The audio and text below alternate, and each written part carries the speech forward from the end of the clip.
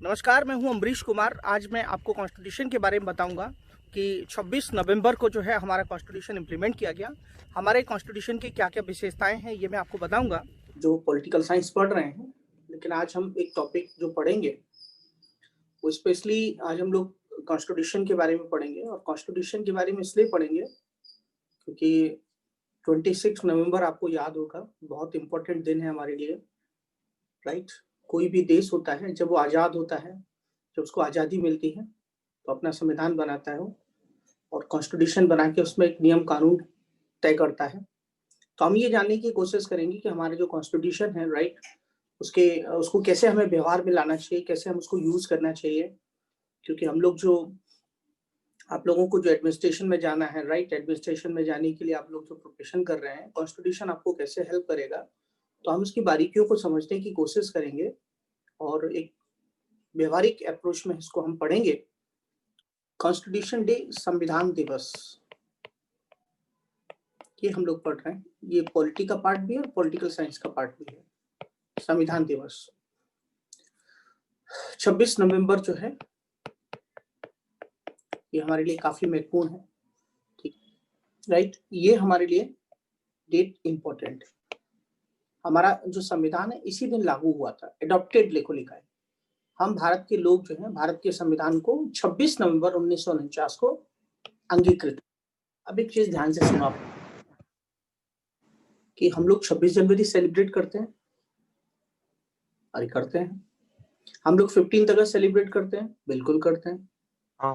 तो जब हम सारी चीजों को सेलिब्रेट करते हैं तो फिर हम कॉन्स्टिट्यूशन डे सेलिब्रेट क्यों नहीं करते? एक सबसे खास बात है। तो ये जो परंपरा है, राइट, हम ये जो परंपरा है, ये परंपरा कौन सी परंपरा जो है, ये कॉन्स्टिट्यूशन डे को सेलिब्रेट करने की जो आवश्यकता है, ये 26 नवंबर, राइट, 2015 से स्टार्ट हुई। 2015 से हमने स्टार्ट किया कॉन्स्टिट्यूशन डे मनाना। संविधान दिवस जो है वो हमने मनाना 2015 से सेलिब्रेट किया। तो देखिए, जब हमारा संविधान बना, आजादी मिली, लेकिन संविधान बनने की जो स्टोरी है वो बहुत पहले से ही शुरू हो चुकी थी। कॉन्स्टिट्यूशन का बनने का जो प्रोग्राम है वो पहले से ही चालू हो चुका था, राइट। हम उस पर भी चर्चा करेंगे। लेकिन सवाल ये होता है कि जिस तरीके से हम 26 जनवरी मनाते हैं, 15 अगस्त मनाते हैं, और उसी तरीके से क्यों ना कॉन्स्टिट्यूशन डे मनाया जाए। तो मैंने आपको बताया कि 2015 से कॉन्स्टिट्यूशन डे मनाना चालू हुआ। ये महत्वपूर्ण बात है, इसको अंडरलाइन कीजिए। अब कॉन्स्टिट्यूशन डे मनाना क्यों चालू हुआ? कॉन्स्टिट्यूशन डे इसलिए मनाना चालू हुआ ताकि भारत के जो लोग हैं, राइट, एक जो सिटीजन्स हैं, वो भारत के संविधान को समझें उस दिन, उसकी वैल्यूज को समझें, उसके आइडियल्स को समझें, उसके स्ट्रक्चर को समझें। और मैं आपको बताना चाहूंगा इसका इतना इम्पोर्टेंट इसका इतना इम्पोर्टेंस है हमारे लिए कि हमारा जो कॉन्स्टिट्यूशन, उसके बहुत सारे अच्छे फीचर्स हैं। पूरी दुनिया में एक यूनिक हमारा कॉन्स्टिट्यूशन है। और कॉन्स्टिट्यूशन में अगर आप देखेंगे तो ये लीगल डॉक्यूमेंट ही नहीं है, ये कानूनों का पुलिंदा नहीं है, लीगल डॉक्यूमेंट नहीं है। इसके साथ साथ में सोशल डॉक्यूमेंट भी है, ठीक है, सामाजिक दस्तावेज भी है, ये सोशल डॉक्यूमेंट भी है ये। तो क्या मेरी बात समझ में आई आपको, मैं क्या कहना चाहता हूँ? इसमें सिर्फ यही नहीं है कि सिर्फ लीगल चीजें बता दी गई हैं कि ये आर्टिकल में ये लिखा है, ये आर्टिकल में ये लिखा है, इस तरीके से काम करना है, इस तरीके। क्योंकि इसमें क्या किया गया है, कॉन्स्टिट्यूशन में सबकी पावर्स लिखी गई हैं, आपको फंडामेंटल राइट्स दिए गए हैं, आपको डायरेक्टिव प्रिंसिपल्स दिए गए हैं। लेकिन साथ ही साथ जो है इसमें ये भी बताया गया है कि राज्य कैसे काम करेगा, राइट। हमारे कॉन्स्टिट्यूशन में ये बताया गया कि राज्य को दलितों के लिए, वीकर सेक्शंस के लिए, वुमेन्स के लिए, राइट, कैसे वेलफेयर स्टेट की तरह काम करना है। तो एक सोशल डॉक्यूमेंट है ये। तो हम लोग उसी पे चर्चा करेंगे। तो सबसे पहले जैसे मैंने आपको बताया कि हमारा जो कॉन्स्टिट्यूशन है वो जो सेलिब्रेट किया गया फर्स्ट टाइम, राइट, वो 2015 में सेलिब्रेट किया गया कॉन्स्टिट्यूशन डे। और एवरी ईयर, राइट, अच्छा, एवरी ईयर ये जो ट्रिब्यूट किया गया, ये क्यों किया गया? देख सकते हैं, in a tribute, in a tribute to B R Ambedkar, right. जो बी आर अम्बेडकर साहब हैं, राइट, जो कि हमारे कॉन्स्टिट्यूशन के चीफ आर्किटेक्ट थे, मतलब जिन्होंने संविधान को बनाया, संविधान को बनाने में बहुत सारे लोगों की भूमिका है, लेकिन जो हेड थे वो तो डॉक्टर B.R. अम्बेडकर साहब थे। तो उनके ट्रिब्यूट में, राइट, उनके लिए जो है हम सेलिब्रेट करते हैं, क्योंकि उन्होंने मतलब जो है ड्राफ्टिंग कमेटी के वो हेड थे, तो इसलिए कॉन्स्टिट्यूशन डे मनाया गया। तो अगर मान लिया कोई आपसे ये पूछता है कि कॉन्स्टिट्यूशन डे का सिग्निफिकेंस क्या है, क्या महत्व है उसका, हम क्यों सेलिब्रेट करते हैं उसको, तो क्या आप आंसर लिख पाएंगे? क्या आंसर लिख पाएंगे आप? आपको क्या आंसर लिखना होगा? आपको आंसर ये लिखना होगा कि जिस तरीके से हम 15, मैंने आपको पहले ही बता दिया है कि जिस तरीके से हम 15 अगस्त, 26 जनवरी वगैरह सेलिब्रेट करते हैं, राइट, उसी तरीके से हम कॉन्स्टिट्यूशन डे को सेलिब्रेट इसलिए करते हैं क्योंकि हम कॉन्स्टिट्यूशन डे जब हम 15 अगस्त मनाते हैं तो अपनी आजादी को याद करते हैं कि हमें आजादी कैसे मिली, हम कैसे इंडिपेंडेंस हमें मिला, राइट। जब हम 26 जनवरी मनाते हैं तो 26 जनवरी, अब 26 जनवरी जो है वो रिपब्लिक डे मनाया जाता है। अब 26 जनवरी को रिपब्लिक डे मनाया जाता है, क्यों मनाया जाता है 26 जनवरी को? क्योंकि हमारे उस दिन जो है रिपब्लिक डे इसलिए मनाते हैं क्योंकि हमने ये डिसाइड किया था कि कांग्रेस, आपको पता होगा कि जो कांग्रेस है 1930 में, जो कांग्रेस है उसने अपना फर्स्ट इंडिपेंडेंस डे मनाया था 26 जनवरी को, 1930 को। तो वही चीज हमने क्या किया, 26 जनवरी 1950 को हमने उसको एक रिपब्लिक डे के रूप में मानना चालू कर दिया। और कॉन्स्टिट्यूशन डे का हमारा जो इम्पोर्टेंस है वो क्या है कि हम कॉन्स्टिट्यूशन के वैल्यूज को समझें, उसके आइडियल को समझें, आइडियल्स को समझें, आदर्शों को समझें, और हम कॉन्स्टिट्यूशन के हमारी ड्यूटीज क्या है, हमारे राइट्स क्या हैं। जब हमारे अंदर अवेयरनेस आएगी तो कॉन्स्टिट्यूशन को हम ठीक से फॉलो करेंगे और एक समृद्ध, एक डेमोक्रेसी जो हमारे भारत में है, राइट, उससे हमारी डेमोक्रेसी जो है क्या होगी, स्ट्रेंथन होगी। और लोगों को समझ में आएगा कि भारत में लोकतंत्र कैसे मजबूत होगा, ये मैं आपसे कहना चाहता हूँ, राइट। और एक सबसे खास बात है कि अगर मैं आपसे बोलूं कि कॉन्स्टिट्यूशन हमारे लिए क्यों जरूरी है, भाई उन्होंने पूछा संविधान का महत्व क्या है, राइट, मैं आपसे चर्चा ये कर रहा हूँ कि संविधान का महत्व क्या है, सिग्निफिकेंस क्या है, उसका इंपॉर्टेंस क्या है हमारे कॉन्स्टिट्यूशन का, राइट। तो आप क्या लिखेंगे, आप यहाँ ये बताएंगे कि कॉन्स्टिट्यूशन का महत्व क्या है। तो आप बताएंगे कॉन्स्टिट्यूशन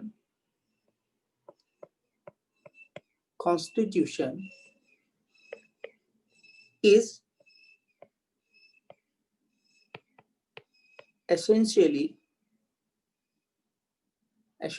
constitution is essentially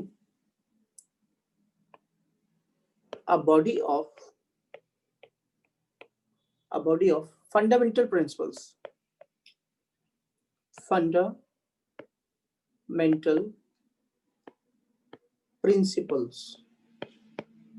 ठीक है।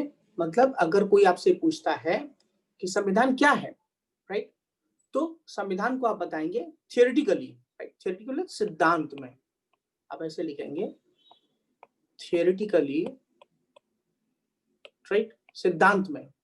संविधान जो है, राइट, वो जो मौलिक सिद्धांत होते हैं, राइट, जो महत्वपूर्ण या जरूरी महत्वपूर्ण सिद्धांत होते हैं, बेसिक सिद्धांत होते हैं, उनको उसमें क्या किया गया है, एकत्र किया गया है, या उसको कलेक्ट किया गया है, संग्रहित किया गया है। तो ये आप इस तरीके से लिखेंगे कि भाई कॉन्स्टिट्यूशन क्या होता है, तो आप बताएंगे theoretically a constitution is essentially a body of fundamental principles, ठीक है। तो ये फंडामेंटल प्रिंसिपल्स क्या करते हैं, which guides the government of country,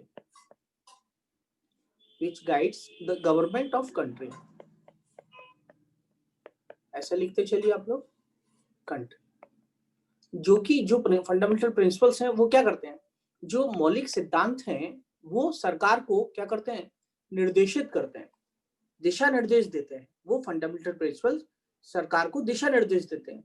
सरकार तभी तो काम करेगी, सरकार को यही नहीं पता है कि मेरी ड्यूटी क्या है, हमारी रिस्पॉन्सिबिलिटी क्या है, हम क्या करना चाहेंगे, तो फिर इससे क्या फायदा हुआ, कोई फायदा नहीं हुआ। तो इसलिए जो है इसका महत्व जो है, जो मैंने आपको बताया कि ये जो है फंडामेंटल प्रिंसिपल्स के लिए गाइड करती है सरकार को। और यही कॉन्स्टिट्यूशन, मैं कॉन्स्टिट्यूशन के महत्व पर बात कर रहा हूँ, मैं कॉन्स्टिट्यूशन के सिग्निफिकेंस पे बात कर रहा हूँ आपसे कि कॉन्स्टिट्यूशन का सिग्निफिकेंस क्या होता है। तो उसमें आप देखेंगे आगे और पॉइंट देखेंगे आप, तो आगे आप क्या पॉइंट लिखेंगे आप लिख सकते हैं कि ये जो क्या करता है, इट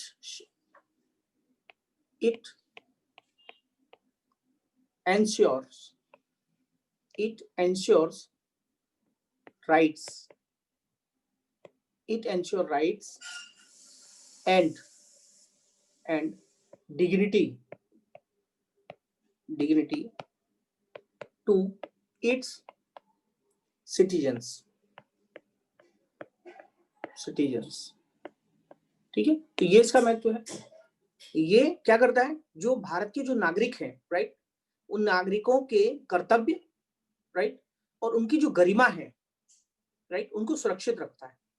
हमारा जो संविधान है वो हमारे नागरिकों के राइट्स को और उनकी डिग्निटी को सुरक्षित रखता है। ठीक है, और क्या करता है हमारा कॉन्स्टिट्यूशन? हमारे कॉन्स्टिट्यूशन में यूनिटी ऑफ नेशंस की बात की गई है, राइट। हमारे कॉन्स्टिट्यूशन जो सिक्योर करता है, राइट, सिक्योर करता है, क्या सिक्योर करता है? Unity of the nation, unity of the nation, राष्ट्र की एकता जो है, ठीक है, राष्ट्र की एकता को बनाए रखता है, उसको मेंटेन रखता है, उसको मेंटेन रखता है। और मैं तो ये कहता हूं कि कोई भी देश हो, राइट, कोई भी देश हो, सभी देशों की आत्मा होता है संविधान, राइट। तो अगर उसके हम सिग्निफिकेंस में बात कर रहे हैं, उसके महत्व में बात कर रहे हैं, उसका महत्व क्या है? तो उसका जो संविधान का महत्व ये है कि वो देश की आत्मा है, इससे लोकतंत्र मजबूत होता है। अगर हमारा लोग संविधान को फॉलो नहीं करेंगे, संविधान के हिसाब से लोग काम नहीं करेंगे, राइट, कोई आर्टिकल्स आप फॉलो नहीं कर रहे हैं, कॉन्स्टिट्यूशन के हिसाब से अगर सरकारें चल नहीं रही हैं, तो क्या हो जाएगा? तो फिर देश में क्या होगा? लॉ एंड ऑर्डर डिस्टर्ब हो जाएगा, राइट। कॉन्स्टिट्यूशन के हिसाब से नहीं चलेगा तो फिर लोकतंत्र डिस्टर्ब हो जाएगा, हमारी जो डेमोक्रेसी है वो मजबूत नहीं होगी। तो ये अगर हम ऐसा भी लिखना चाहेंगे तो बेटा कोई प्रॉब्लम नहीं होगी। आप बता सकते हैं कि constitution is its soul, right. यह एक संविधान क्या है? किसी भी राष्ट्र की क्या, भारत की, राइट, हमारे देश की जो संविधान है वो आत्मा है, ऐसा लिख सकते हैं, ऐसा बता सकता है। अगर आप देखेंगे तो हमारे यहाँ जो कह सकते हैं, जो गाइड किया गया है, हमारे यहाँ जो फ्रीडम फाइटर थे, राइट, इंडिपेंडेंस के समय, और फ्रीडम फाइटर, हमारे जो फ्रीडम फाइटर थे, राइट, फ्रीडम फाइटर ने क्या किया? देश को आजादी दिलाई, उन्होंने संघर्ष किया कंट्री के इंडिपेंडेंस के लिए। तो उनकी वैल्यूज क्या थे? गांधी जी हैं for example, Gandhi freedom fighter थे। अब गांधी जी फ्रीडम फाइटर थे तो हमने गांधी जी के प्रिंसिपल्स क्या हैं? नॉन वायलेंस है, अहिंसा की बात करते हैं गांधी जी। गांधी जी पंचायती राज की बात करते थे पहले से, राइट। उसके बाद अगर आप देखेंगे तो नेहरू जी जो थे, नेहरू जी हमेशा सोशलिज्म की बात करते थे, समाजवाद की बात करते थे।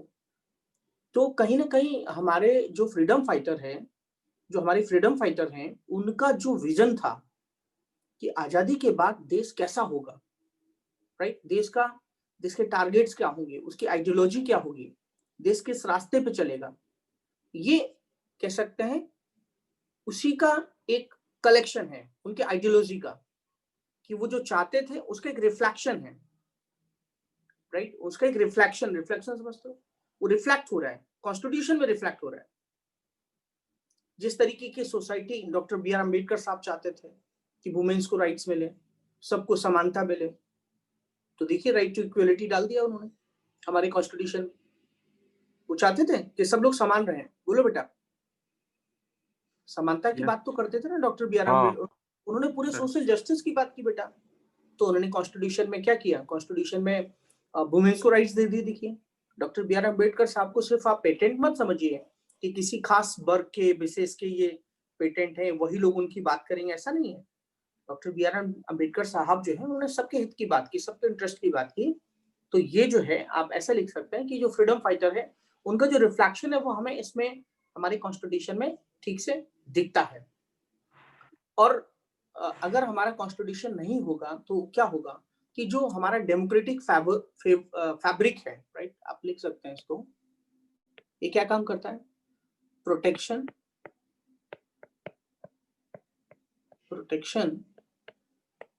to the country's protection to the country's democratic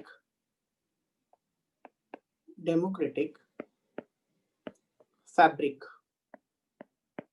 right. ये प्रोटेक्शन देता है, राइट, सुरक्षा करता है जो हमारे डेमोक्रेटिक फैब्रिक है। डेमोक्रेटिक फैब्रिक का मतलब है कि जो लोकतंत्र होता है बेटा, राइट, लोकतंत्र होता है, लोकतंत्र के जो वैल्यूज होते हैं, उसके जो मूल्य होते हैं, राइट, जिस पे लोकतंत्र टिका होता है, जिस पे बेस्ड होता है, जो पिलर्स होते हैं, उन पिलर्स को ये संभाल के रखता है। अब जैसे मान लिया मीडिया एक पिलर है, देखो मीडिया एक पिलर है, ठीक है, मैंने उस दिन मीडिया की बात की थी।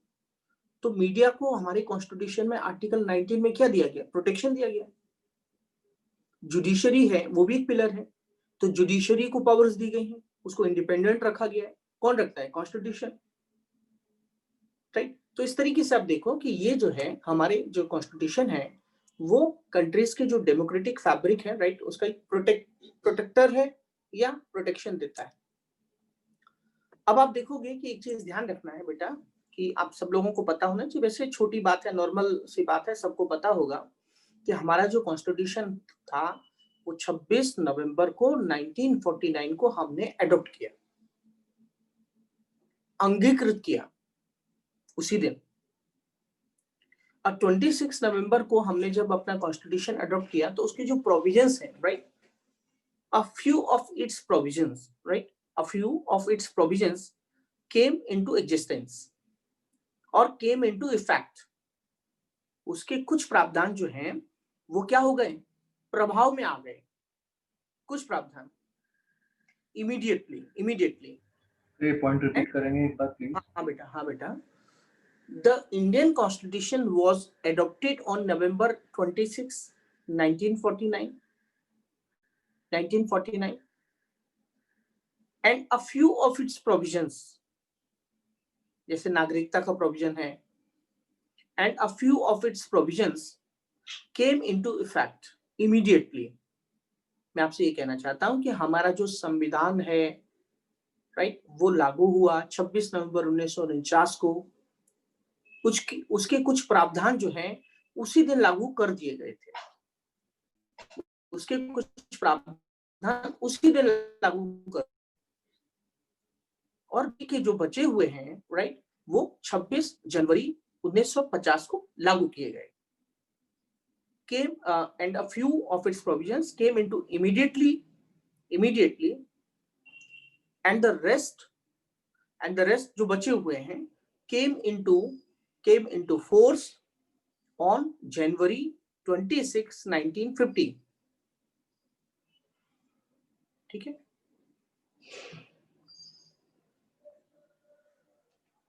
आपसे ये पूछा जाएगा कि संविधान के कह सकते हैं कि हमारा जो संविधान डे मनाते हैं, कॉन्स्टिट्यूशन डे मनाते हैं, हम क्यों सेलिब्रेट करते हैं? ये पूछा जाएगा आपसे, क्या सिग्निफिकेंस है उसका, क्या उसका महत्व है? तो मैं आपको ये चाहता हूं कि आपकी तैयारी उस डायरेक्शन में हो कि कम से कम उस हद में भी आप सोच सकें, क्योंकि कॉन्स्टिट्यूशन पढ़ना, उसके आर्टिकल से याद करना, ये चीजें याद करना, क्या होता है कि जब हम व्यवहारिक नहीं पढ़ते हैं तो हम मुख्य परीक्षा में जाके प्रश्नों को देखते हैं और उसके आंसर नहीं लिख पाते हैं। तो आपको ये समझना होगा कि जो मैंने आपको बताया कि कॉन्स्टिट्यूशन डे क्या होता है, उसके एम क्या है, उसके उद्देश्य क्या है। क्या उद्देश्य है? सिंपल है। क्या उद्देश्य है? ऐसा लिख सकते हो आप, मैं आपको बता दे रहा हूं। ये लिख सकते हो कि इसका सिग्निफिकेंस ये है, to make the new generation, make a new generation well aware of the constitution,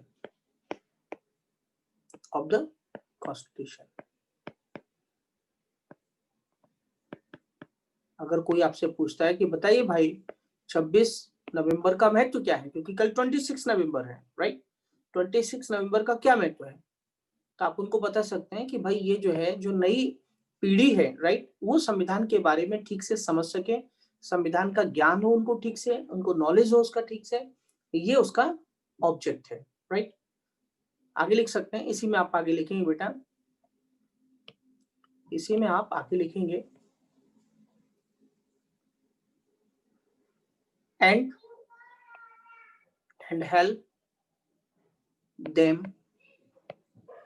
help them understand it, understand है, help them understand it in a better way, मतलब वो संविधान को बहुत अच्छे से समझ सकें, कि they can, जब वो समझ जाएंगे तो they can contribute in the making of new India, वो एक नए भारत का जो अभी निर्माण हो रहा है उसमें उनकी जो भूमिका होगी वो बड़ा गजब की होगी, मतलब वो अपने जो भूमिका उनकी जो है वो उसको वो ठीक से निभा सकते हैं, राइट, क्योंकि उनको सारी चीजें जब पता हो जाएंगी, सारी चीजें समझ पाएंगे, क्योंकि होता क्या है कि अज्ञानता के अभाव में जब इग्नोरेंस हमें होता है, जब हमें ठीक से चीजें पता नहीं चलती हैं, लेकिन जब हमें ये पता चल जाएगा तो फिर जो है हमारे देश के जो बच्चे हैं या लोग जो हैं वो ठीक से जो है अपने कामों को करेंगे, चीजों को समझेंगे और फिर वो आगे बढ़ेंगे, ठीक है, इसलिए मनाया जाता है। गवर्नमेंट ऑफ इंडिया एक्ट था, ये ध्यान रखना, ये है कॉन्स्टिट्यूशन, आपकी नॉलेज के लिए बता रहा हूँ, वैसे तो बच्चों को पता है। कॉन्स्टिट्यूशन, पहले कॉन्स्टिट्यूशन जब बना हमारा तो कॉन्स्टिट्यूशन से पहले हम 1935 गवर्नमेंट ऑफ इंडिया एक्ट के द्वारा जो है हम संचालित किए जाते थे, मतलब ये हमारे यहाँ लागू था। कॉन्स्टिट्यूशन से पहले की बात कर रहा हूं मैं आपको, कॉन्स्टिट्यूशन पहले की बात कर रहा हूं आपको। संविधान सभा पहली बार कब मिली, ये प्रश्न प्रीलिम्स के लिए इंपॉर्टेंट है। संविधान सभा पहली बार कब मिली, तो ये 9 दिसंबर 1946 को मिली थी, राइट, जिसमें राइट विद 389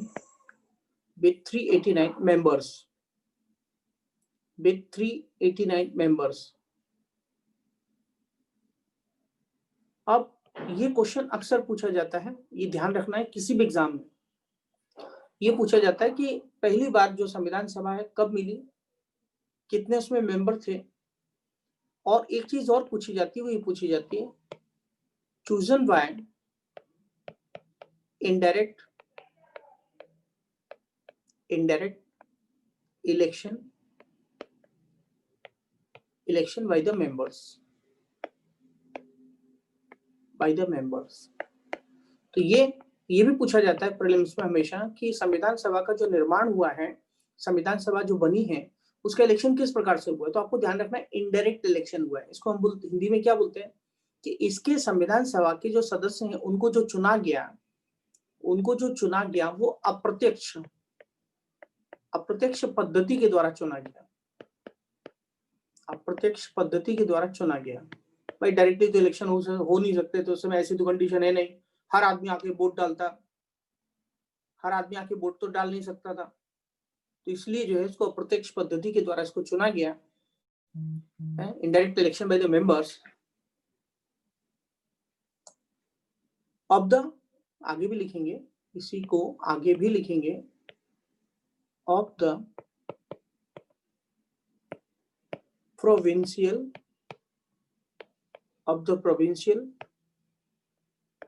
legislative assemblies, ठीक है, ध्यान रखना है। जो प्रांतीय विधानसभाएं थी उनके द्वारा ये अप्रत्यक्ष रूप से चुना गया। संविधान सभा को प्रांतीय विधानसभाओं के अप्रत्यक्ष क्या बोलते हैं, उनके मेंबरों के द्वारा, right, by the members of, किसके मेंबर्स, प्रोविंशियल लेजिस्लेटिव असेंबलीज के जो मेंबर्स थे उनके द्वारा कॉन्स्टिट्यूएंट असेंबली को इनडायरेक्ट मेथड से चुना गया। ये चीज आपको ध्यान में रखनी है, ठीक है। अब सवाल उठता है कि संविधान सभा की बात सबसे पहले किसने की, ये प्रीलिम्स में क्वेश्चन पूछा जाता है हमेशा। प्रीलिम्स में ये क्वेश्चन पूछा जाता है कि ये जो कॉन्स्टिट्यूएंट असेंबली है वो कैसे बनी, किस आधार पर बनी, तो आपको ये ध्यान में रखना है हमेशा कि as recommended by the cabinet, recommended by the cabinet mission, recommended by the cabinet mission, ये कैबिनेट मिशन के रिकमेंडेशन के बेस पे इसको बनाया गया, ठीक है, बनाया गया। आप देखेंगे कि इसके जो सदस्य थे, राइट, ऑन दिसंबर 11, 1946, 11 दिसंबर 1946 को डॉक्टर राजेंद्र प्रसाद जो थे, doctor Rajendra Prasad, doctor Rajendra Prasad was appointed,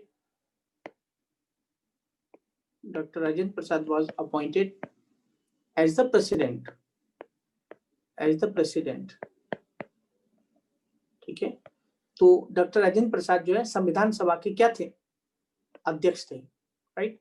किस दिन, 11 दिसंबर, ये 11 दिसंबर है, 11 दिसंबर को 1946 को ये उसके क्या बने, अध्यक्ष बने, ठीक है। इसके ये अध्यक्ष थे, टेम्परेरी भी थे, टेम्परेरी जो चेयरमैन थे उनका नाम था सच्चिदानंद सिन्हा, उनका नाम सच्चिदानंद सिन्हा था, बट ये जो थे, ये जो है 11 दिसंबर को ये अपॉइंटेड प्रेसिडेंट हुए, राइट। और एक व्यक्ति और थे जिनको वाइस प्रेसिडेंट अपॉइंट किया गया, जिनको सह अध्यक्ष बनाया गया, वाइस प्रेसिडेंट मतलब कह सकते हैं जो चेयरमैन होते हैं, चेयरमैन के साथ जो वाइस प्रेसिडेंट जो है, और वाइस प्रेसिडेंट किसको बनाया गया, ये थे जो वाइस प्रेसिडेंट जिनको बनाया गया, हरेंद्र कुमार मुखर्जी, हरेंद्र कुमार मुखर्जी जो हैं, इनको वाइस प्रेसिडेंट बनाया गया। पूछा जाता है कि वाइस प्रेसिडेंट कौन थे, क्योंकि जनरली क्या होता है, लोग प्रेसिडेंट को याद कर लेते हैं, वाइस प्रेसिडेंट को याद नहीं करते हैं। तो कॉन्स्टिट्यूएंट असेंबली के जो है वाइस प्रेसिडेंट इनको अपॉइंट किया गया, ठीक है। और आप लिख सकते हैं आगे कि आफ्टर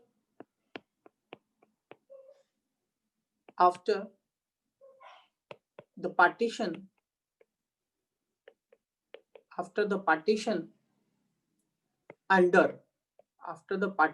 under the Mountbatten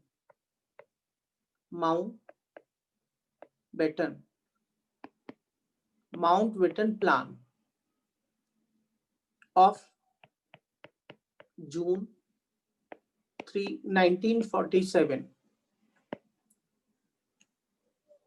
ठीक है। A separate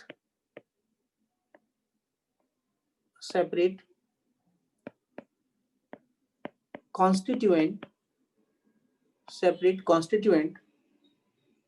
assembly was created for Pakistan। तो पूछता है कि पाकिस्तान के लिए, एग्जाम में आपको ये ध्यान में रखना होगा प्रीलिम्स के लिए कि ये जो पाकिस्तान के लिए अलग से जो कॉन्स्टिट्यूएंट असेंबली बनाई गई, राइट, वो कौन से प्लान के तहत बनाई गई, तो ये आपसे क्वेश्चन पूछा जाएगा। उसमें पूछा जाएगा, क्रिप्स मिशन भी होगा, कैबिनेट मिशन भी होगा, इसमें तो बच्चे थोड़ा कंफ्यूज हो जाते हैं। तो मैं अभी से आपको बता रहा हूँ कि प्रीलिम्स के लिए आप ये ध्यान में रखना, जब प्रीलिम्स देने जाएंगे तो ये चीज आपको ध्यान में रखनी है, ठीक है। कि आफ्टर द पार्टीशन, विभाजन, हिंदी में विभाजन के बाद, after the partition under the Mountbatten plan, ठीक है। माउंटबेटन जो प्लान था, माउंटबेटन जो प्लान था 3 जून 1947 का, राइट, उसमें पाकिस्तान के लिए एक अलग से संविधान सभा जो है वो बनाई गई, पाकिस्तान के लिए एक अलग से संविधान सभा बनाई गई। तो ये चीज आपको समझ में आ रही होगी कि मैं आपको क्या बोल रहा हूँ। और उसके बाद आप देखेंगे कि असेंबली जो है, राइट, जब पहले कितने थे सदस्य, कितने थे बेटा, पहले सदस्य थे 389। ये ध्यान में रखना है हमेशा। हाँ, ये हमेशा ध्यान में रखना।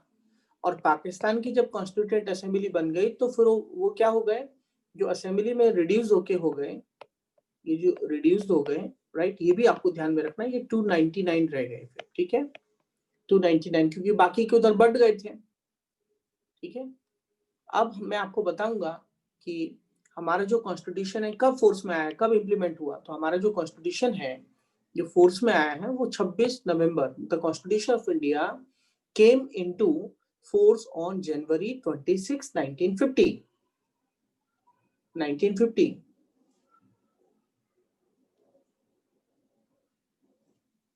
इस दिन क्या हुआ, इस दिन हुआ ये,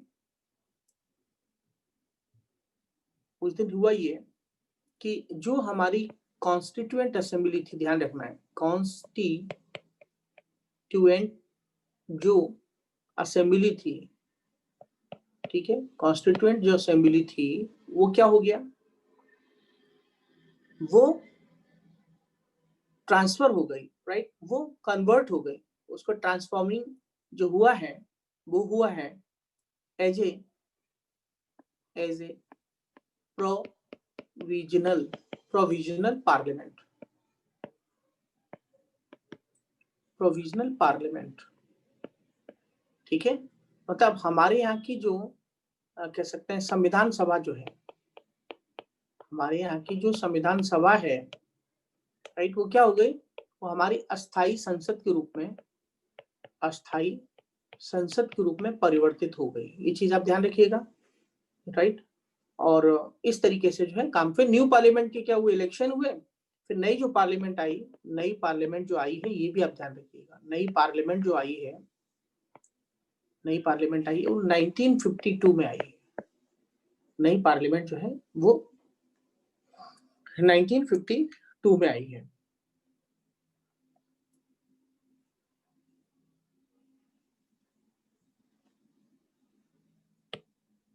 आगे बात करते हैं हम। ये जो हमारी संविधान सभा है, इन्होंने क्या किया, इन्होंने making of world's longest constitution, right, longest constitution, सबसे बड़ा संविधान जो है बनाया है उन्होंने। और ये जो पहली बार मिले थे, जैसे मैंने आपको बताया कि फर्स्ट टाइम जो कॉन्स्टिट्यूएंट असेंबली मिली, कब मिली, मैं भी बता चुका हूँ, दिसंबर 9, 1946 को, राइट। और ये कहाँ मिली, central hall of parliament house, central hall of parliament house, ठीक है। 2 years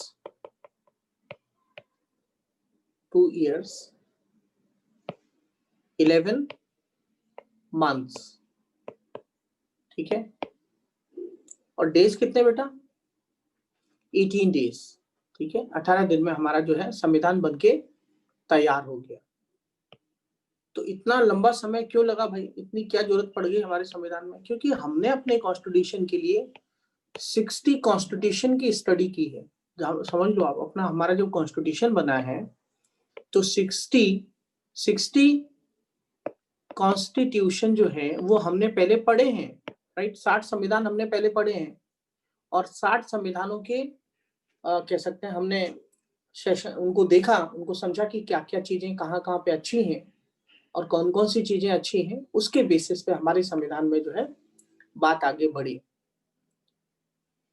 और एक चीज ध्यान रखना कि हमारे जो इस पीरियड के दौरान टोटल जो है 11 सेशन हुए थे, टोटल जो है 11 सेशंस हुए थे, 11 सत्र जिनको आप कह सकते हैं, 11 सत्र हुए थे, 11 सेशन हुए थे।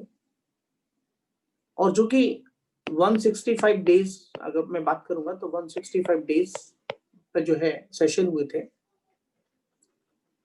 और हमारा जो संविधान का जो मेन इंपॉर्टेंट कह सकते हैं, इसमें एक्चुअली एक प्रस्ताव आया था और ये अक्सर एग्जाम में पूछा जाता है अक्सर एग्जाम में पूछा जाता है ऑब्जेक्टिव्स रेजोल्यूशन, ये हर एग्जाम में पूछा जाता है और ये आपको मेंस में भी लिखने के काम आएगा कि उसके बिना ये आपको नॉलेज नहीं होगी तो इसका कोई मतलब नहीं बनता है। उद्देश्य प्रस्ताव इनको उसको हम हिंदी में बोलते हैं, उद्देश्य प्रस्ताव, इसको हम ऑब्जेक्टिव रेजोल्यूशन कहते हैं, उद्देश्य प्रस्ताव कहते हैं।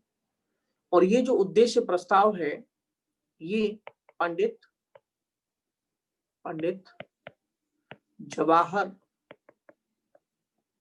जवाहरलाल नेहरू जी के द्वारा प्रस्तुत किया गया, पंडित जवाहरलाल नेहरू जी के द्वारा प्रस्तुत किया गया ऑब्जेक्टिव रेजोल्यूशन। तो ये अक्सर एग्जाम में पूछा जाता है कि भाई ऑब्जेक्टिव रेजोल्यूशन कौन लाया।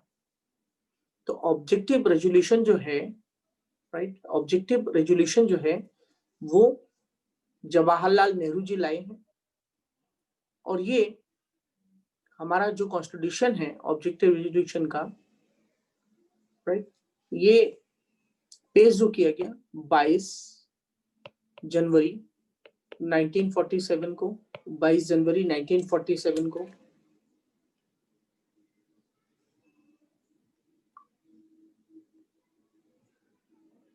उसके बाद फिर क्या हुआ, देश प्रस्ताव के बाद फिर एक कमेटी बनाई गई और जो कमेटी बनाई गई अगस्त 29 1947 इस दिन एक ड्राफ्टिंग कमेटी बनाई गई, ड्राफ्टिंग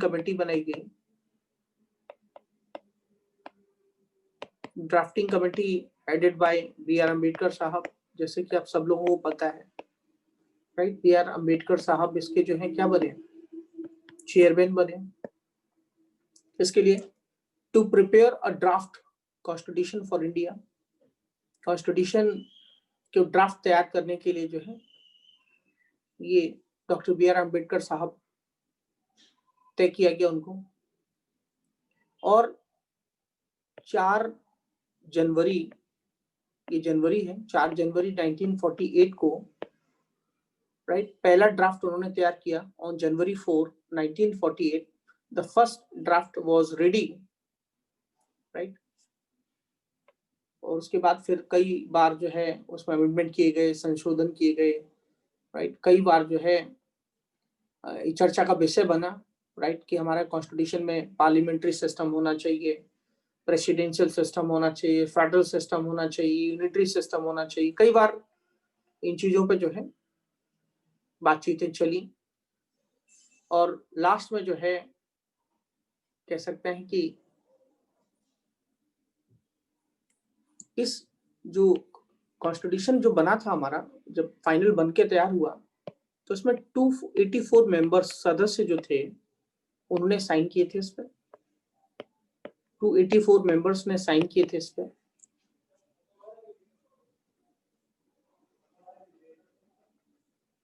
और ये साइन जो किए गए थे 24 जनवरी को साइन कर दिए गए थे, जो मूल प्रति थी उसकी 24 जनवरी को साइन कर दिए गए थे 1950 को। और लास्ट में फिर जो है ये कह सकते हैं 26 नवंबर 1949 को ये अडॉप्ट कर लिया गया, जैसा कि मैं आपको पहले बता चुका हूं।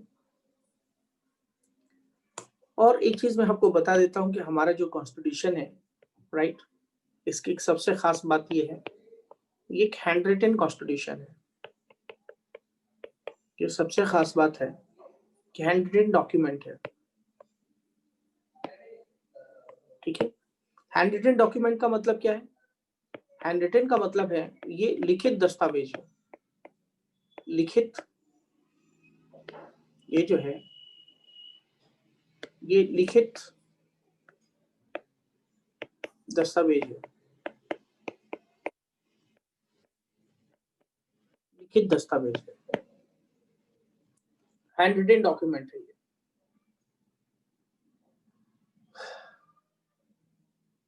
उसका फिर आप देखेंगे कि यहाँ अगर देखेंगे आप कि एक व्यक्ति है जिनका नाम है,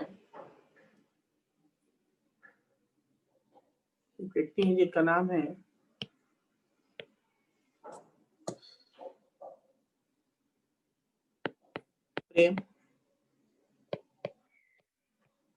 बिहारी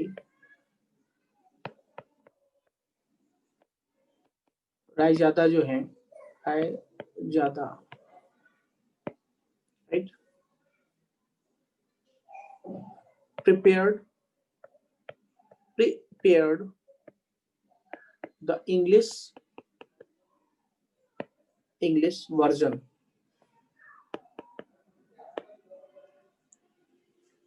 और इसमें in a flowing, F है, F flowing italic स्टाइल,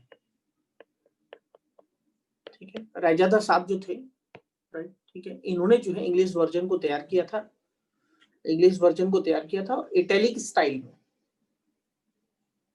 और उसके बाद ये तो आपके इंग्लिश वर्जन के हो गए, तो हम हिंदी की भी बात कर लेते हैं कि भाई हिंदी किसने तैयार किया है।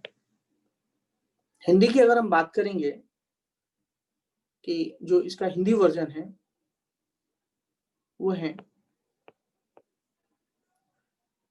बसंत कृष्ण वैद्य, बसंत कृष्ण वैद्य प्रिपेयर्ड हिंदी कॉपी, बसंत कृष्ण वैद्य प्रिपेयर्ड हिंदी कॉपी, इन्होंने जो है हिंदी कॉपी जो है तैयार की।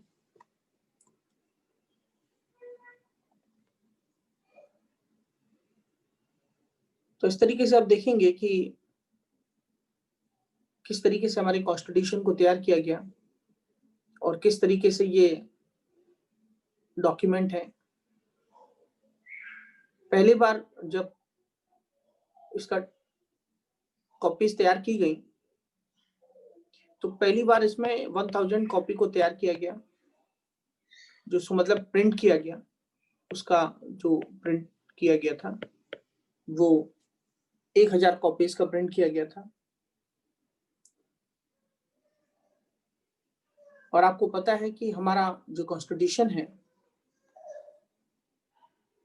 उस कॉन्स्टिट्यूशन में एक सबसे खास बात यह है कि अगर मैं आपसे पूछूं कि why the constitution was adopted on January 26, right, तो आपका इसका आंसर दे सकते हैं, जो से मैं आपको पहले बता चुका हूं। फिर भी ये प्रश्न बहुत बेसिक है और हमेशा आपको जब आप बड़े हो जाएंगे तो आप अपने बच्चों को भी बता सकते हैं पढ़ाते समय कि बेटा ऐसा क्यों किया गया था। कि ये चीज ध्यान रखना बहुत जरूरी है कि ये ऐसा क्यों किया गया था, कारण क्या है, ये तो कारण है। तो आप देखेंगे कि दिसंबर 31, 1929 को, दिसंबर 31, 1929 को the Congress, Indian national Congress जो थी, राइट, कांग्रेस एडॉप्टेड द पूर्ण स्वराज रेजोल्यूशन, पूर्ण स्वराज, SWARAJ, स्वराज रेजोल्यूशन जो है। और उन्होंने जो है 26 जनवरी 26 जनवरी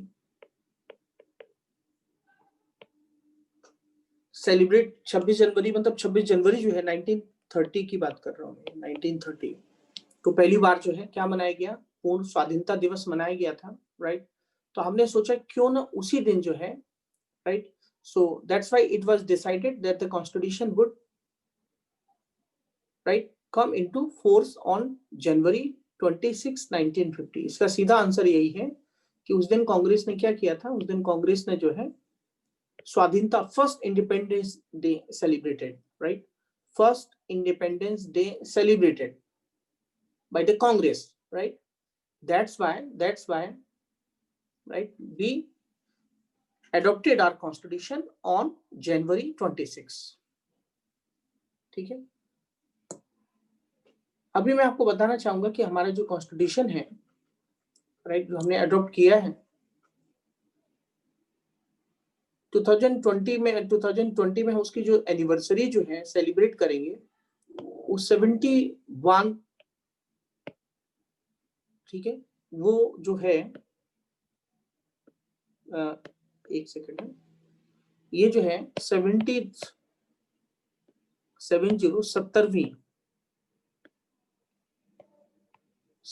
जो है एनिवर्सरी मनाई गई थी। एनिवर्सरी सेलिब्रेटेड, राइट, इन 2019।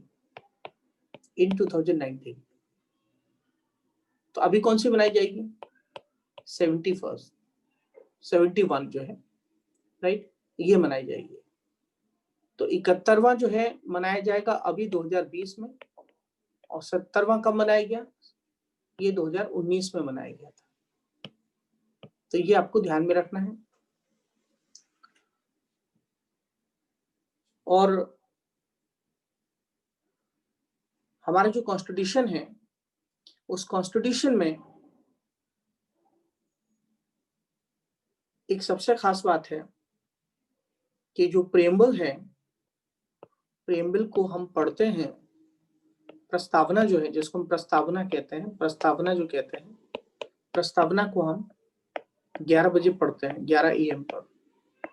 इस बार जो आपको मालूम होगा कि इस बार का जो कॉन्स्टिट्यूशन डे है गुजरात में सेलिब्रेट किया जा रहा है, गुजरात में सेलिब्रेट किया जा रहा है, आपको पता होना चाहिए। और 2015 से जो सेलिब्रेट किया जाता है, इसकी जो परंपरा है कॉन्स्टिट्यूशन डे को सेलिब्रेट करने की, मोदी जी ने डाली है। और कॉन्स्टिट्यूशन डे को गुजरात में सेलिब्रेट किया जाता था, ये आपको ध्यान में रखना है। गुजरात में सेलिब्रेट किया जाता था कॉन्स्टिट्यूशन को। अब मैं आपको ये बताना चाहूंगा कि जो हमारा ये जो कॉन्स्टिट्यूशन है, जो दुनिया का सबसे बड़ा कॉन्स्टिट्यूशन है, राइट, दुनिया का सबसे बड़ा जो कॉन्स्टिट्यूशन है, इसके बारे में आपको ये समझना पड़ेगा कि सबसे बड़ा है, लॉन्गेस्ट कॉन्स्टिट्यूशन है, जो मैं आपको पहले बता चुका हूं, राइट। इंडियन कॉन्स्टिट्यूशन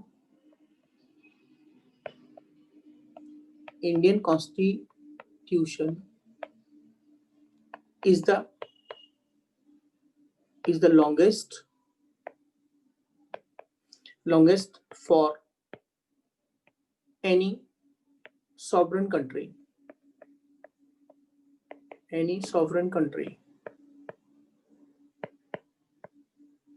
तो उसका मतलब क्या हुआ कि भारत का संविधान जो है वो सबसे बड़ा है। भारत का संविधान सबसे बड़ा संविधान है, सबसे बड़ा संविधान है।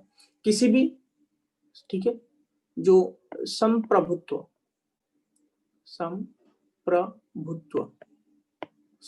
जो देश है, राइट, उसका ये सबसे बड़ा संविधान है। इसमें है क्या? इसमें एक प्रेम्बल है, प्रस्तावना है, इसके 22 भाग हैं,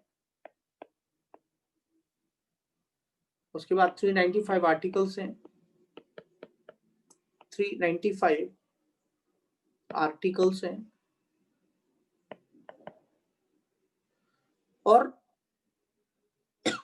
सबसे खास बात यह है कि अब तक टिल नाउ 104 कॉन्स्टिट्यूशन अमेंडमेंट हो चुके हैं।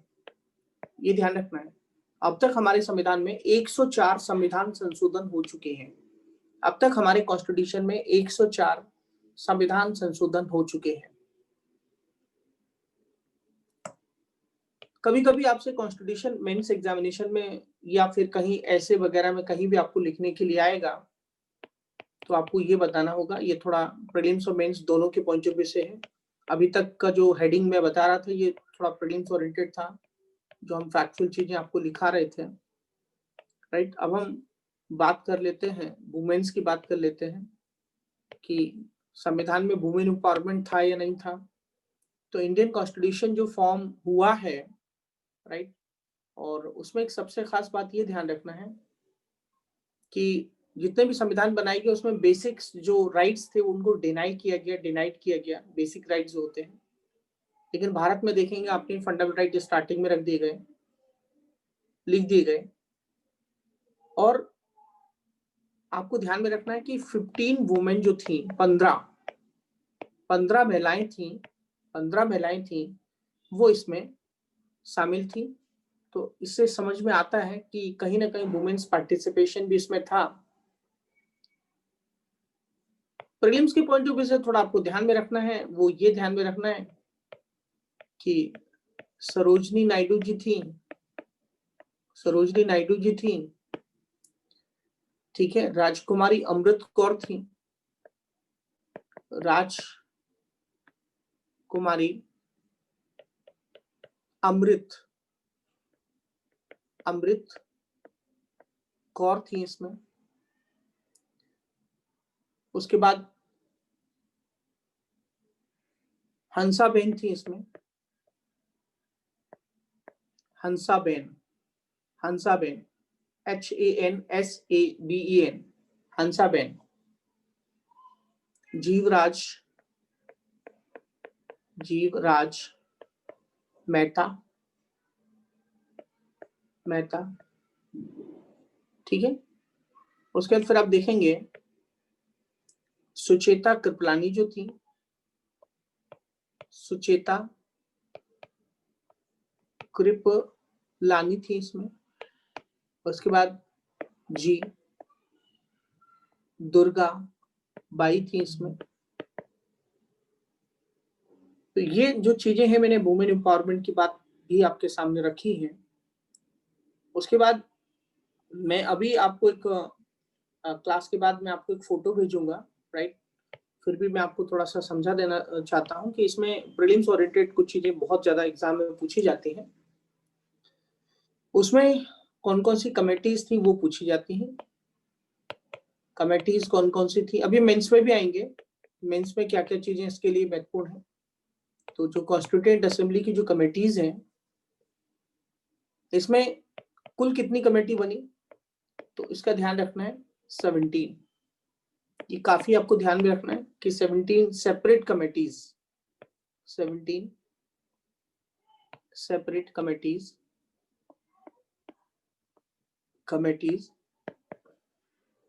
were constituted by the Constituent Assembly in various important issues, right? In various, actually generally होता क्या है कि जनरली जब आप क्या बोलते हैं, कोई भी एग्जाम में जाओगे आप, तो वो पूछी जाती है आपसे। तो एक जनरल डिस्कशन के तौर पे मैं आपको बता देता हूँ, थोड़ा आपको ध्यान में रहना चाहिए कि जो कमेटीज बनाई गई उसमें प्रोसीजर रूल्स प्रोसीजर एक कमेटी बनाई गई थी, रूल्स प्रोसीजर एक कमेटी बनाई गई थी। तो आप लिख ही लो, अच्छा रहेगा, नोट्स बनी जाएगा तो अच्छा रहेगा।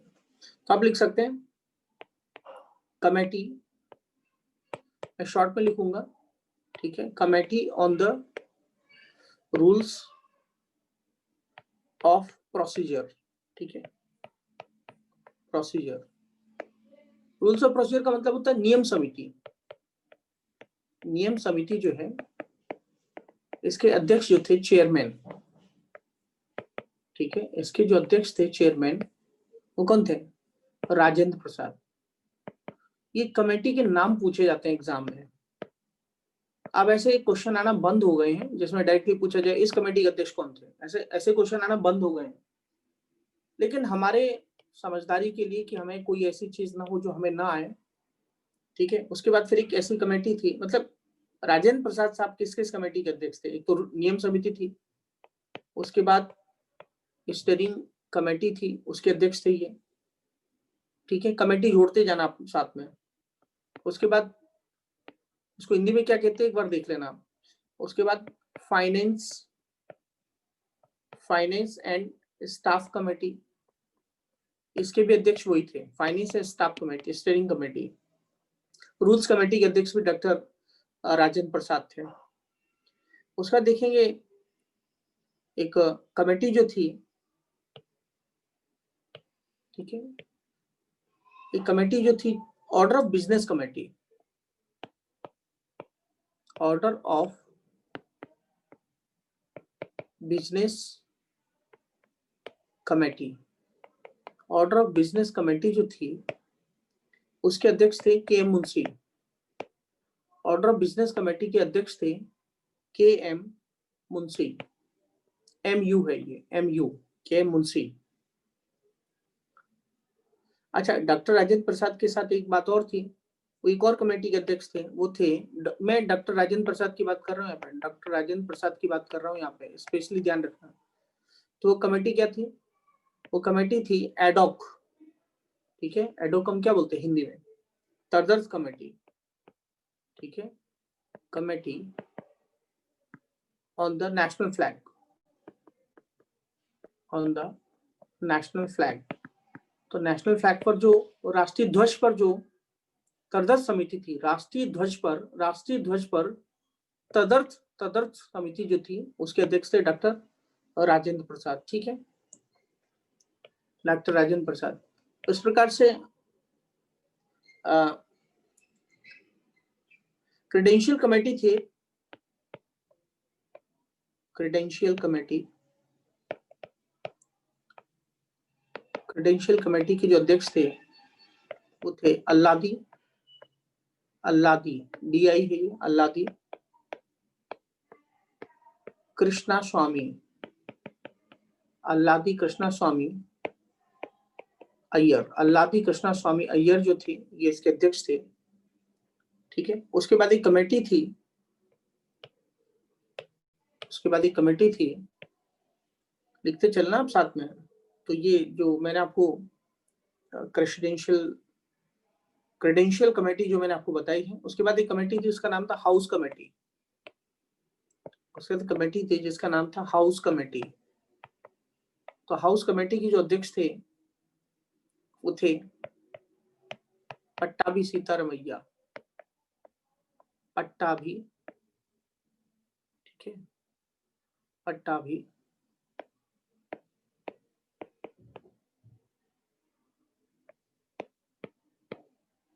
ठीक है, सीता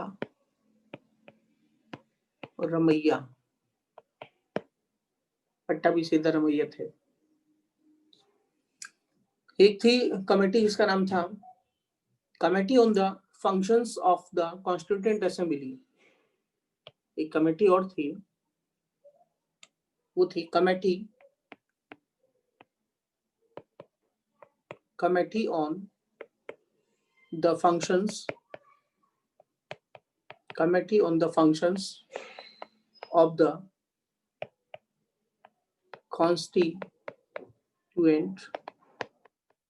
constituent assembly। ठीक है, functions of the constituent assembly. इसके अध्यक्ष थे जीवी मावलंकर, जीबी मावलंकर, जीबी मावलंकर।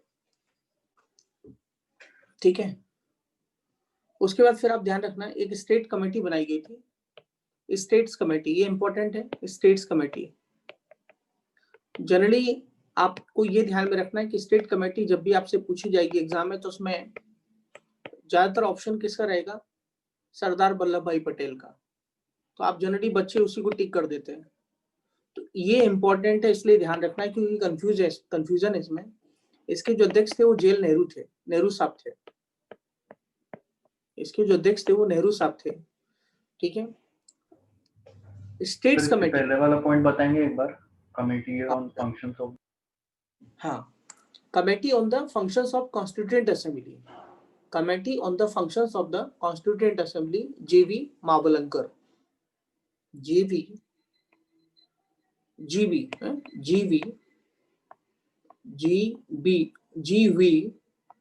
मावलंकर।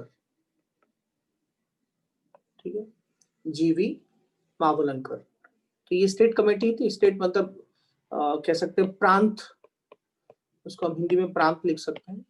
जो प्रांतीय समिति थी, प्रांतीय जो समिति थी उसके अध्यक्ष थे जेल नेहरू। आगे हम बात करेंगे तो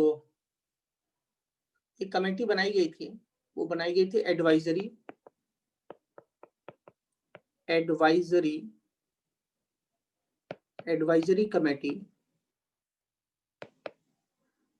committee on fundamental rights, minorities and tribal and excluded areas। ठीक है, ये ध्यान रखना। एडवाइजरी मतलब, एडवाइजरी का मतलब होता है परामर्शदात्री। ठीक है, परामर्शदात्री समिति जो है किस पर? मौलिक अधिकारों पर। मौलिक अधिकार और माइनॉरिटीज मीन्स अल्पसंख्यक और जनजातीय और बाहरी क्षेत्र जो है उन पर कमेटी जो बनाई गई थी। ठीक है, ये कमेटी बनाई गई थी, इसके अध्यक्ष थे सरदार वल्लभ भाई पटेल। सरदार वल्लभ भाई पटेल साहब थे। ठीक है, एक और कमेटी बनाई गई थी जो माइनॉरिटीज कमेटी बनाई गई थी। माइनॉरिटीज कमेटी बनाई गई थी। माइनॉरिटीज मतलब अल्पसंख्यक, ये सब कमेटी बनाई गई थी। और ये जो कमेटी बनाई गई थी एच.सी.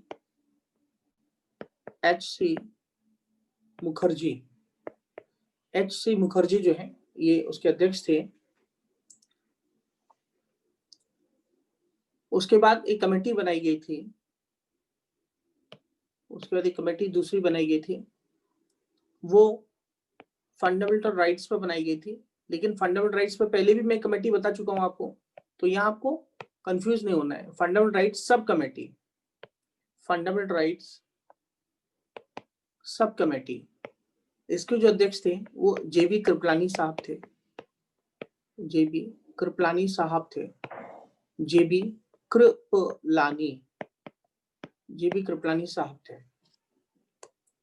उसके बाद एक और कमेटी बनाई गई थी, जो कि बनाई गई थी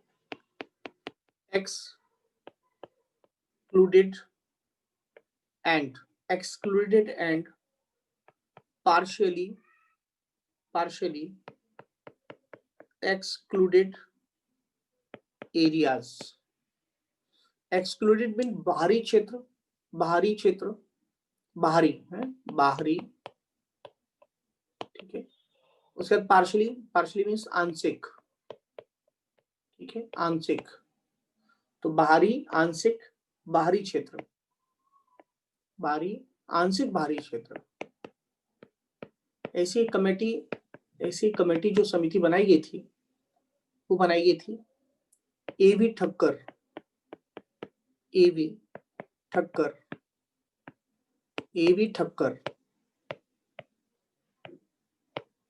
ठीक है, उस तरीके से देखेंगे। फिर यूनियन पावर्स कमेटी बनाई गई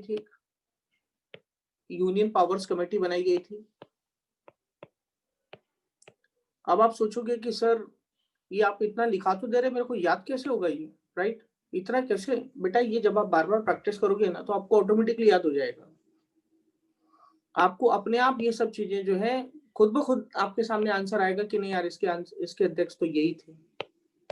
यूनियन पावर्स, अब एक बार देखोगे और बाद में फिर किताब उठा के आप रख दोगे तो फिर उससे थोड़ी नहीं याद होने वाली है।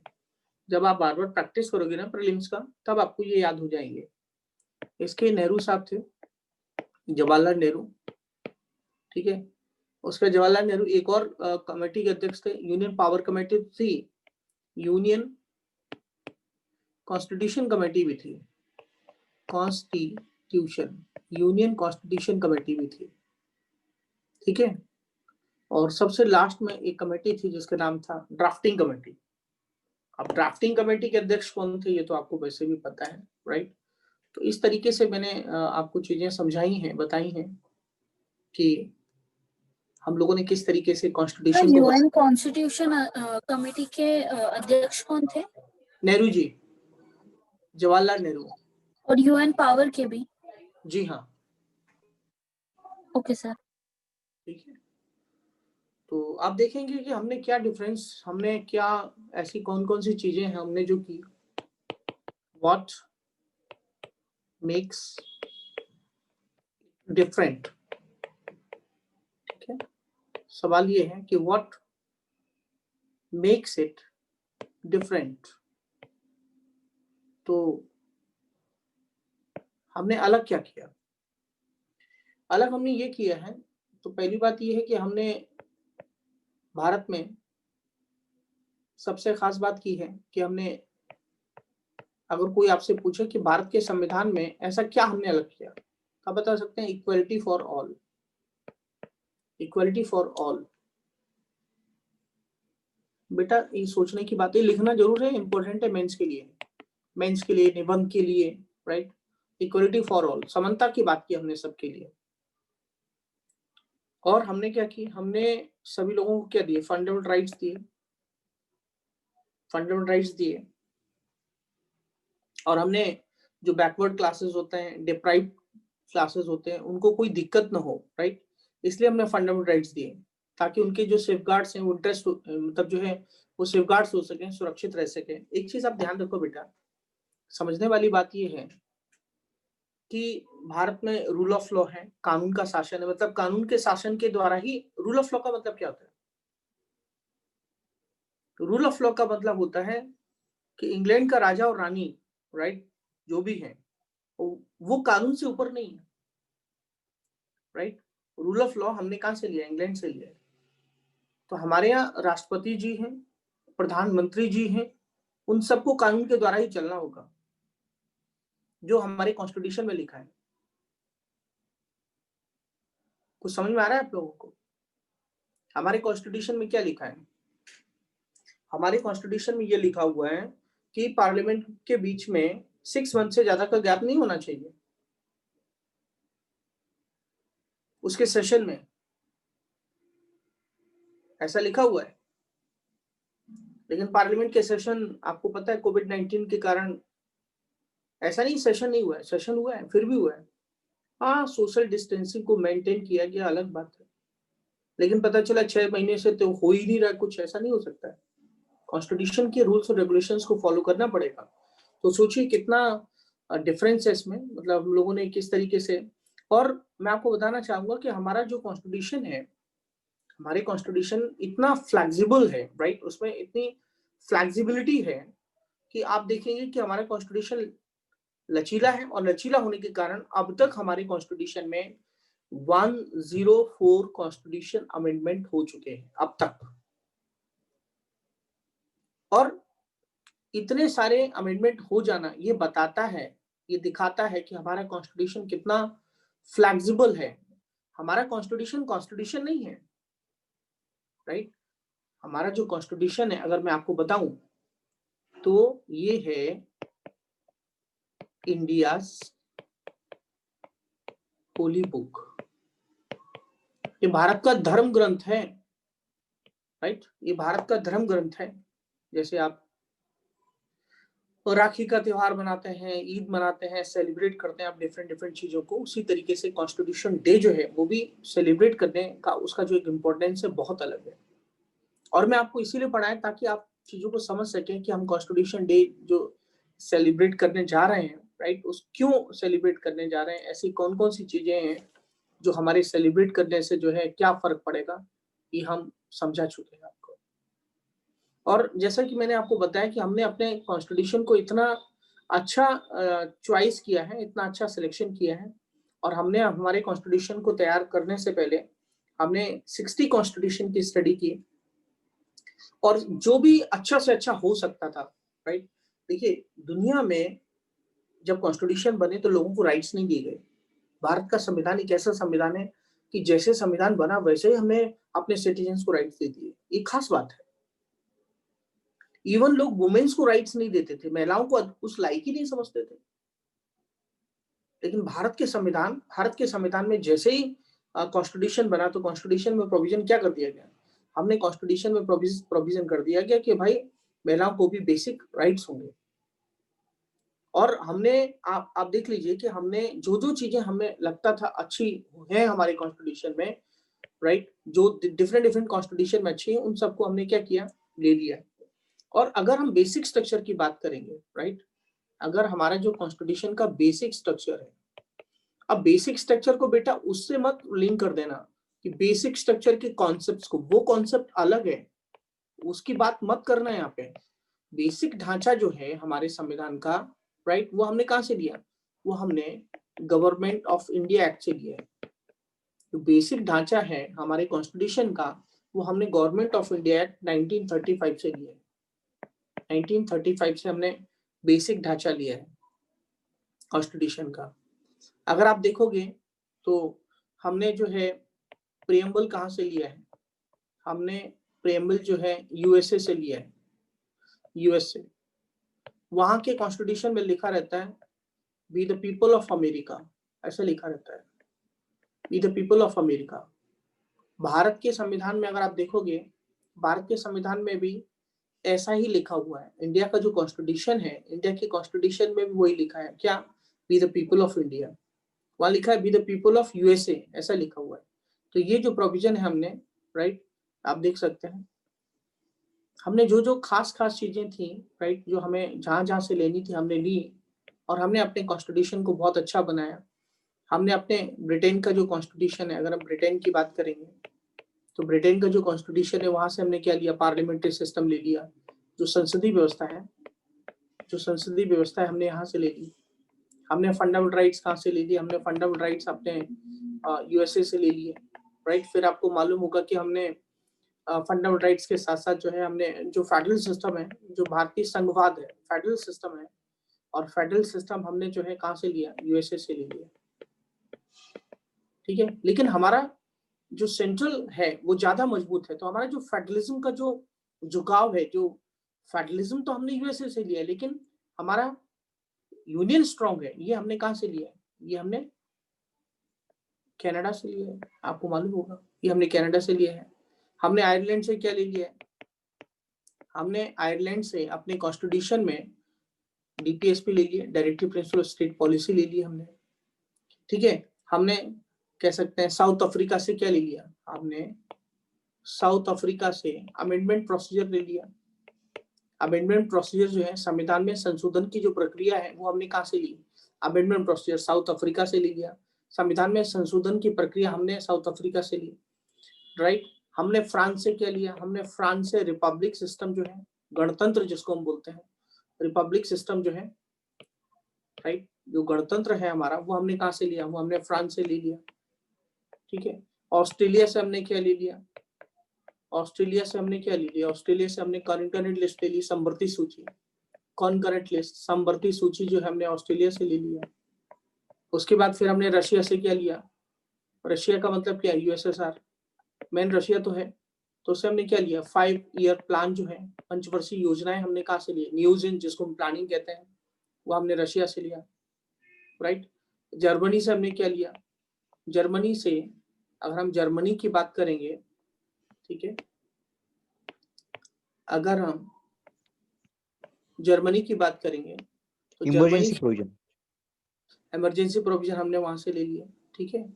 तो उसके बाद फिर हमने कह सकते हैं कि डिफरेंट जगह से हमने कुछ ना कुछ जगह से लिया है, और हमने हमारे कॉन्स्टिट्यूशन को बहुत अच्छा बनाया है, जितना अच्छा बन सकता था। और हमने हमारे कॉन्स्टिट्यूशन में कह सकते हैं कि लिबर्टी और इक्वलिटी भी लेके आई हम हमारे कॉन्स्टिट्यूशन में। हम हमारे कॉन्स्टिट्यूशन में लिबर्टी एंड इक्वलिटी की जो बात की है, लिबर्टी और इक्वलिटी की बात की, मतलब समानता, ठीक है, स्वतंत्रता और समानता, ये हमने दोनों की बात की है, ठीक है। और ये इसकी जो लिबर्टी और इक्वलिटी है, और साथ में फ्रैटर्निटी भी है, साथ में फ्रैटर्निटी भी है, और ये फ्रैटर्निटी है ये हमने फ्रांस से ली है। ये स्वतंत्रता, समानता, फ्रैटर्निटी हमने फ्रांस के कॉन्स्टिट्यूशन से लिया है, ठीक है। तो आप देखेंगे कि जो फ्रांस का जो कॉन्स्टिट्यूशन है उससे हमने ये सब चीजें ली हैं जो हमारे कॉन्स्टिट्यूशन में आज दी गई हैं। प्रेम बिल के बारे में आपको बता चुका हूँ, राइट। और स्टाइल में आपको बता चुका हूँ कि हमारी जो प्रेम बिल की स्टाइल है, डिफरेंट डिफरेंट कॉन्स्टिट्यूशन से हमने कुछ ना कुछ अपने कॉन्स्टिट्यूशन को लिया और हमने अपने कॉन्स्टिट्यूशन को एक स्पेशल कह सकते हैं बनाया। और ये हमारे कॉन्स्टिट्यूशन में देखेंगे। लेकिन कॉन्स्टिट्यूशन जब हमारा बना है, ठीक है, एक चीज मैं आपको और क्लियर कर देना चाहता हूँ कि जब हमारा कॉन्स्टिट्यूशन बना है, ठीक है, तो कॉन्स्टिट्यूशन पाकिस्तान का बना है, तो पाकिस्तान की कॉन्स्टिट्यूशन को बनने में कम से कम 30 साल लग गए। और हमारा जो कॉन्स्टिट्यूशन बना है उस कॉन्स्टिट्यूशन में एक सबसे खास बात है कि हमने कम समय में अपने संविधान को बना लिया। और कम समय में हमने अपने संविधान को बना लिया है, उसके पीछे कारण तो कहीं ना कहीं जो है 1935 की गवर्नमेंट ऑफ इंडिया एक्ट का भी इसमें महत्व है। और लेकिन हमारे ऐसी बात नहीं है कि सिर्फ उनका ही महत्व है, उसके साथ साथ जो है हमारे कॉन्स्टिट्यूशन जो मेकर्स हैं वो भी कहीं ना कहीं काफी एक्सपर्ट थे, इसलिए ऐसा हुआ है। और ऐसी बात नहीं कि इसकी शुरुआत जो है, इसकी जो शुरुआत है वो बहुत पहले हो चुकी थी, हमारे कॉन्स्टिट्यूशन को बनने की शुरुआत, राइट। देखेंगे तो 1895 की बात करेंगे हम, फिर 1895 के बाद फिर अब 1922 की बात करेंगे, फिर 1920 के बाद हम 1939 की बात करेंगे, फिर 1939 के बाद हम 1942 की बात करेंगे, फिर 1942 के बाद हम 1946 की बात करेंगे, और 46 के बाद हम लोग 47 की बात करेंगे। ठीक है, तो एक एक करके मैं आपको समझाता हूं। तो सबसे पहले हमारे यहाँ की अगर मैं बात करूंगा, इसकी मैं बात कर रहा हूँ। सबसे पहले 1895 में, राइट, आपको पता होगा बाल जो गंगाधर तिलक थे, बाल गंगाधर तिलक साहब जो थे, उन्होंने भारत का जो संविधान है वो भारतीयों के द्वारा बनाया जाए, ये डिमांड तिलक साहब ने की थी। ये चीज आपको ध्यान में रखना है कि जो इंडिया का कॉन्स्टिट्यूशन है वो इंडियंस के द्वारा बनना चाहिए, क्योंकि आपने पता होगा कि जब साइमन कमीशन आया था तो इस चीज को अडॉप्ट नहीं किया गया था। ये बात जो है नहीं हुई थी साइमन कमीशन के समय। तो 1895 में सबसे पहले भारत का संविधान भारतीयों के द्वारा बनाया जाए, ये बात जो है 1895 में तिलक साहब ने की थी, जिसको अंग्रेजों ने रिजेक्ट कर दिया। 1922 में गांधी जी ने कहा था कि भारत का जो कह सकते हैं हमारा जो राजनीतिक भाग्य है, राइट, वो हम भारतीय खुद बनाएंगे। 1922 में गांधी जी की बात कर रहा हूं मैं, 92 में गांधी जी की बात कर रहा हूं कि गांधी जी ने कहा था कि हम अपना भाग्य जो है, अपने भाग्य का फैसला खुद करेंगे, आप क्यों कर रहे हैं। इवन 1924 में जो मोतीलाल नेहरू थे, 1924 की बात करूंगा तो 1924 में पंडित मोतीलाल जो नेहरू थे, उन्होंने भी ऐसी डिमांड की थी, लेकिन अंग्रेजों ने उनकी मांग को रिजेक्ट कर दिया, उनकी मांग को नहीं माना।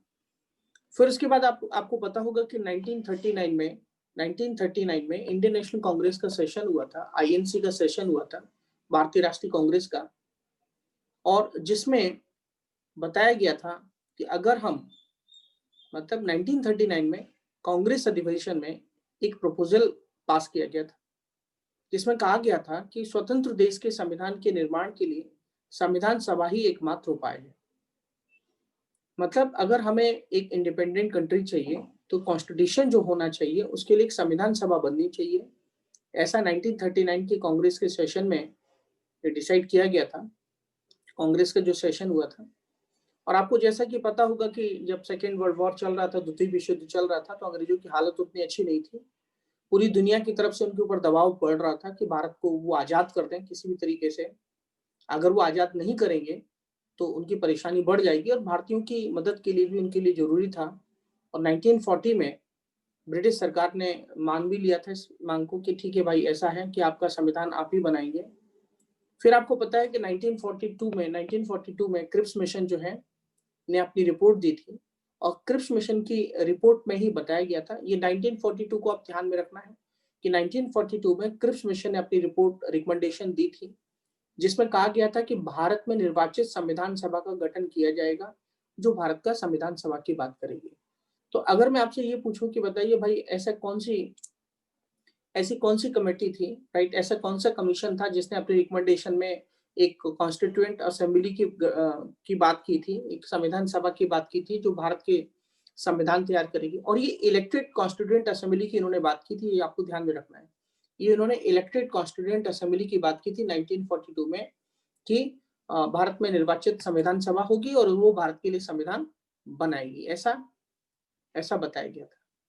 उसके बाद आपको पता होगा कि संविधान सभा 19 कह सकते हैं कि जो कैबिनेट मिशन आया था, कैबिनेट मिशन के द्वारा जो है फिर संविधान सभा बनाई गई, उसका इलेक्शन हुए और 9 दिसंबर 1946 को जो संविधान सभा है उसमें सच्चिदानंद सिन्हा पहली बार उसके अध्यक्ष बने, राइट। लेकिन आपको मालूम होगा कि मुस्लिम लीग ने पाकिस्तान की डिमांड को लेके 9 दिसंबर 1946 की जो मीटिंग थी, 9 दिसंबर 1946 की जो मीटिंग थी, मुस्लिम लीग ने जो है उसको बॉयकॉट किया था।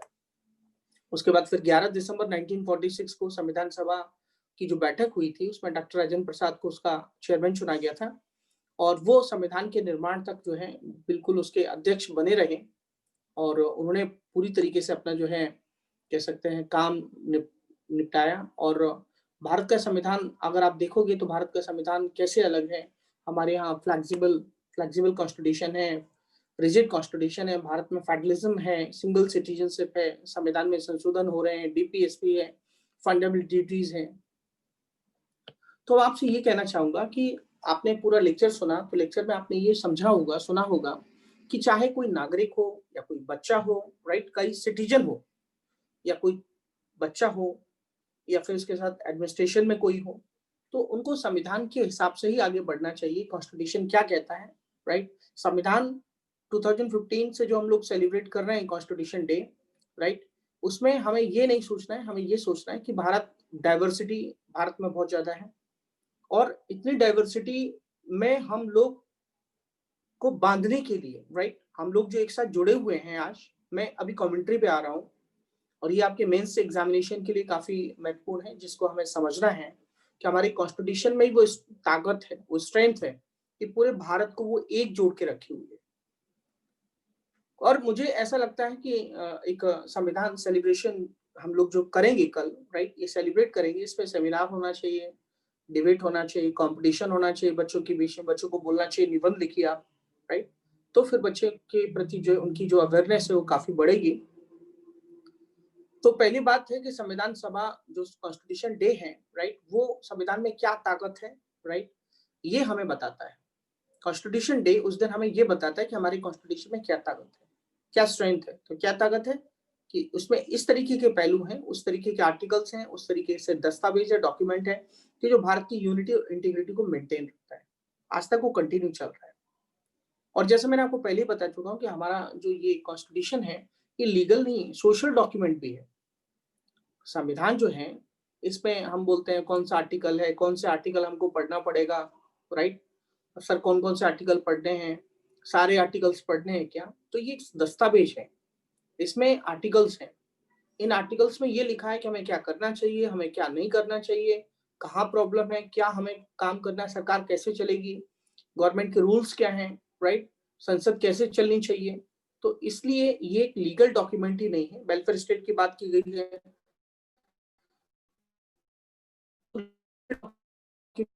डॉक्यूमेंट भी है, राइट, ये ध्यान रखना है।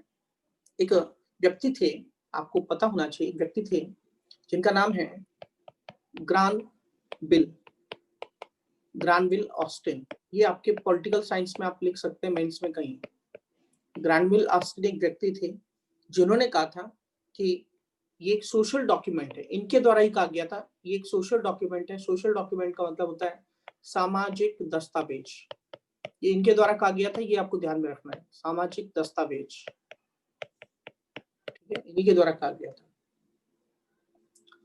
और सबसे खास बात ये है कि जो संविधान सभा है, राइट, संविधान सभा जो है कॉन्स्टिट्यूएंट असेंबली है, उसमें उसने जो कॉन्स्टिट्यूएंट असेंबली ने जो तैयार किया, और हम जब संविधान पढ़ते हैं तो हमको ये समझना चाहिए कि एज ए सिटीजन हमारी ड्यूटी क्या है, ठीक है।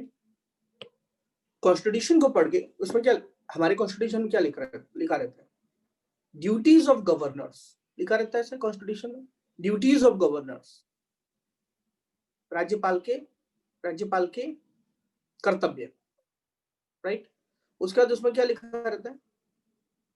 प्रधानमंत्री की ड्यूटीज, उसमें क्या लिखा रहता है? प्रेसिडेंट की ड्यूटीज, उसमें क्या रहता है? Fundamental duties. तो ड्यूटीज कहां से समझेंगे हम? जब हमारा कॉन्स्टिट्यूशन पढ़ेंगे, राइट।